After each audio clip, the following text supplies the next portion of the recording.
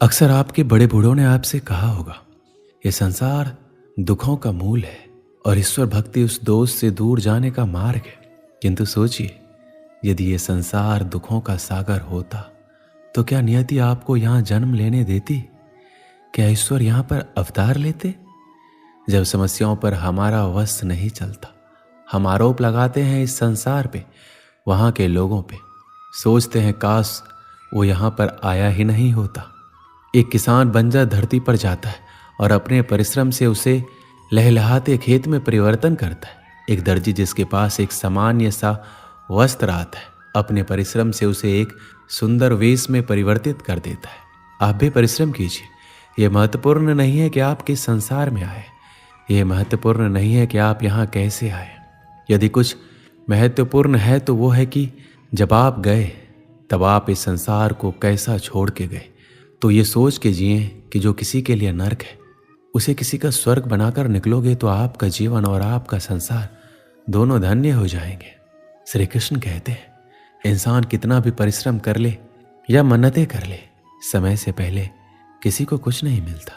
जिसको कभी कुछ नहीं मिला उसने समय की प्रतीक्षा नहीं की। जीवन में जितना संघर्ष करोगे सफलता की कीमत उतनी ही अधिक होगी, क्योंकि हीरे को तराशने में कई जख्मों से गुजरना पड़ता है। इस दुनिया में जो लोग भी सफल हुए हैं उन्हें कोई वरदान नहीं था, ना ही उनका कोई विशेष जन्म था। वो अपनी मेहनत और कर्मों से ही महान बने हैं। जो मनुष्य धोखे से या कूटनीति से सफलता हासिल करता है वह सबसे बड़ा पापी होता है, क्योंकि शायद उसने किसी जरूरतमंद का जीवन तबाह किया हो। किसी कार्य के प्रति अगर आपका नजरिया तथा लगन है तो वह कार्य ना जानते हुए भी आपको आधी सफलता तो दिला ही देता है। किसी भी अच्छे कार्य को शुरू करने के लिए कभी भी शुभ मुहूर्त की तलाश ना करें, क्योंकि शुभ मुहूर्त तो वही था जब आपने उसके बारे में सोचा था। बाहरी सुंदरता की ओर कभी भी आकर्षित मत होना, क्योंकि अक्सर खूबसूरती में कई राज समाये होते हैं। जो काम आपसे हो सकता है वो कभी भी दूसरों से मत कराना, क्योंकि अक्सर लोगों में गलतफहमी उत्पन्न हो जाती है। कर्मों की गति इतनी प्रभावशाली होती है कि वह मरने के बाद भी आपका पीछा नहीं छोड़ती। इसलिए कभी भी अधर्म कार्य मत करना। कभी भी ये मत सोचो कि मैं उस कार्य को कल करूँगा। वह कल कभी नहीं आता, बल्कि आपने अपने जीवन का एक और दिन बर्बाद कर दिया। जब भी हम किसी के लिए बुरे शब्दों का प्रयोग करते हैं तो वह हमारे ऊपर ही हावी होते हैं, क्योंकि उसमें दूसरे का कोई दोष नहीं होता।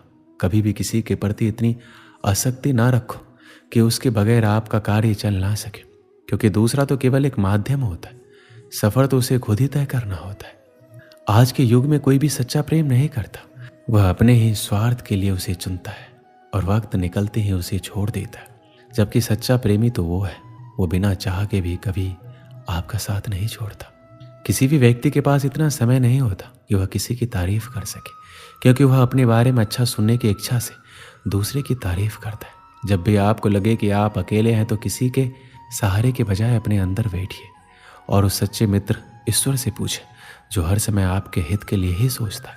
अगर सहारा किसी का जीवन बना देता है तो ये प्रकृति इतनी सुंदर ना होती, क्योंकि जो आगे बढ़ने के लिए सहारा ढूंढता है वह पहले से ही बहुत पीछे चला जाता है।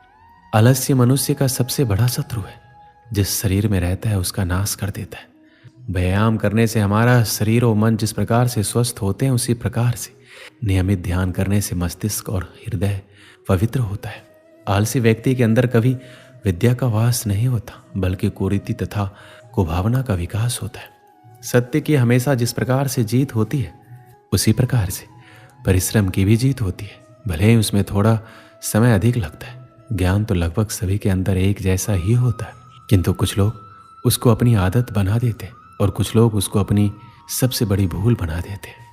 श्री कृष्ण कहते हैं, हमारे पास अक्सर बहुत लोग आते हैं, कुछ को हम समय देते हैं, कुछ का हम तिरस्कार करते हैं, किंतु तिरस्कार कभी नहीं करना चाहिए। किसी व्यक्ति के पास आपके आने के 3 मुख्य कारण होते हैं, भाव, अभाव और प्रभाव। यदि कोई आपके पास प्रेम भाव से आए तो उसे प्रेम दीजिए, सम्मान दीजिए। यदि कोई आपके पास अभाव में आए तो उसकी आवश्यकता समझे और जितना हो सके स्वयं से उसकी सहायता करें। और यदि कोई आपके पास प्रभाव के कारण आए तो उसको समुचित सम्मान दे। तो खुद को भाग्यशाली समझे कि कोई आपके प्रभाव में है, किंतु तिरस्कार कभी ना करे। तिरस्कार जन्म देता है कुंठा को और कुंठा किसी को भी आपका शत्रु बना देती, इसलिए मित्र बनाए। श्री कृष्ण कहते हैं किसी में भी अकेले दुनिया को बदलने की ताकत नहीं है, लेकिन आप पानी में एक पत्थर फेंक कर कई तरंगे पैदा करने के समान बहुत कुछ कर सकते। हर कोई जानता है कि हम क्या हैं, पर ये नहीं जानते कि हम क्या बन सकते। अगर आपने अंदर की खूबी को पहचान लिया तो आप सब कुछ प्राप्त कर सकते हैं। जीवन में कभी भी दुख से ना डरो, क्योंकि जब ठोकर लगती है तभी मनुष्य सीख पाता है और संभल कर चलता है। मनुष्य की गलतफहमी है कि भाग्य ही सब कुछ है, लेकिन भाग्य नाम की कोई चीज नहीं होती। इसकी केवल मनुष्य ही पूजा करता है। अगर मनुष्य अपने जीवन में ये सोचता है कि उसके सोचने मात्र से कार्य सफल हो जाएंगे, तो ये उसकी सबसे बड़ी भूल होगी, क्योंकि शेर को भी अपना शिकार खुद ही करना पड़ता है। भाग्य तभी होता है जब मनुष्य कर्म करता है, और कर्म नहीं करता है तो वही भाग्य अभिशाप बन जाता है। मानव का भाग्य पूर्व जन्मों के कर्मों से बनता है, और वर्तमान जीवन में उस कर्म के प्रति कर्तव्यनिष्ठ होकर कार्य करने से ही वह सफल हो पाता है। मनुष्य को हमेशा ये सोचना अनिवार्य है कि जो भी कर्म मैं कर रहा हूँ उसके संतान पर वैसा ही प्रभाव पड़ेगा, अर्थात पुत्र के अंदर भी वही गुण विद्यमान होंगे। मानव के जीवन में संगति का असर बहुत पड़ता है। अपनी बराबरी की संगति भी उतना प्रभाव नहीं करती जितना कि श्रेष्ठ लोगों की संगति से जीवन सुधरता है। मनुष्य दुनिया तभी बदल सकता है जब वह खुद में परिवर्तन करे। अगर आपका स्वभाव अच्छा है तो आपको कैसा भी समाज क्यों ना मिले, आप में कोई भी अगुण समाहित नहीं हो सकते। मनुष्य को कोई भी कार्य बिना सोचे समझे नहीं करना चाहिए, क्योंकि बाद में यही आपत्ति का कारण बनता है। और थोड़ा सोचे और कार्य को सफल करे। व्यक्ति को पता रहता है कि लोभ ही उसके दुखों का और विनाश का कारण है, फिर भी उसे छोड़ना नहीं चाहता, जबकि छोड़ने में ही भलाई है।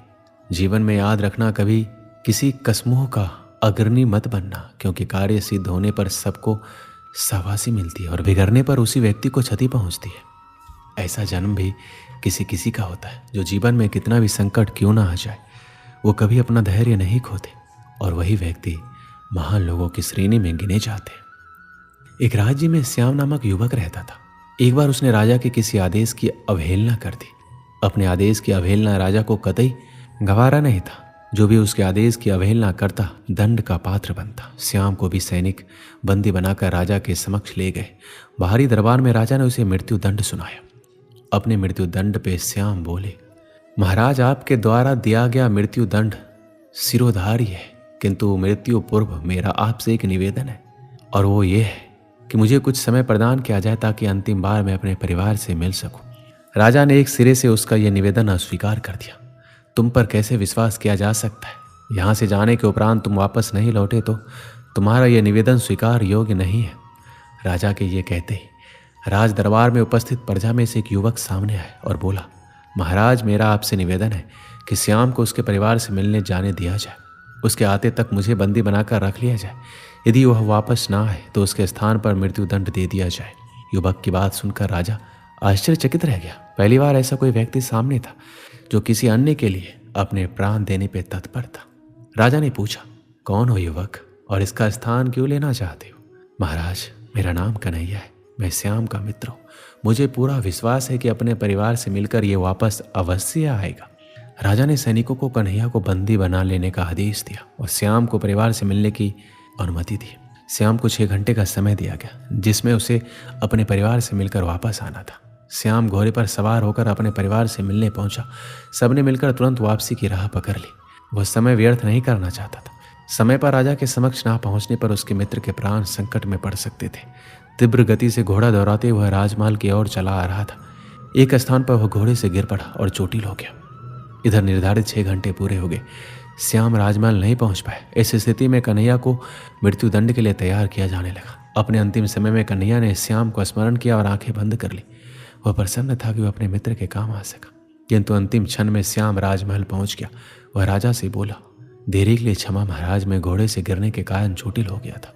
अब मैं वापस आ चुका हूँ, कृपया मेरे मित्र कन्हैया को छोड़ दीजिए। श्याम का कथन सुनकर कन्हैया ऊंचे स्वर में बोला, मित्र तुम चले जाओ। श्याम बोला, नहीं मित्र, मेरा दंड तुम कैसे भोग सकते हो और मैं तुम्हें ऐसा कैसे करने को दे सकता हूँ? मेरा दंड है, मैं ही भोगूंगा। तुमने मेरे लिए जो किया उसके लिए मैं तुम्हारा आभारी हूँ। राजा श्याम और कन्हैया की मित्रता देखकर प्रसन्न हुआ और बोला, ऐसी मित्रता मैंने आज तक नहीं देखी। मैं तुम दोनों से बहुत प्रसन्न हूँ और घोषणा करता हूँ कि तुम दोनों में से किसी को मृत्यु दंड नहीं दिया जाएगा। मैं तुम दोनों को स्वतंत्र करता हूँ। इस कहानी से क्या सीख मिलती है? सच्चा दोस्त एक अनमोल रिश्ता है जो जीवन का महत्वपूर्ण हिस्सा होता है। वह व्यक्ति जो हर घड़ी आप पर विश्वास करता है और आपके साथ खड़ा रहता है सच में महत्वपूर्ण होता है, क्योंकि वह आपके जीवन में साथी और समर्थन देता है। एक सच्चा दोस्त आपके सारे राज और बातें सुनता है, आपके साथ खुशियों में साझा करता है और आपके दुखों में सहानुभूति दिखाता है। सच्चे दोस्त का साथ आपके जीवन को अधिक मजबूत और सुरक्षित बनाता है। एक सच्चे दोस्त के साथ समय बिताना अद्वितीय और मान्य होता है और इससे आपके जीवन में आत्मविश्वास बढ़ता है और आपके लिए एक सुरक्षित स्थान प्रदान करता है और आपके साथ हर मोड़ पर होता है। दोस्त जीवन के सफलता और खुशियों की दिशा में एक महत्वपूर्ण भूमिका भी निभाता है और यह रिश्ता जीवन भर बना रहता है। दोस्तों, इस वीडियो में बस इतना ही। मिलते हैं अगली वीडियो में। अपना ख्याल रखिएगा। जय श्री कृष्ण।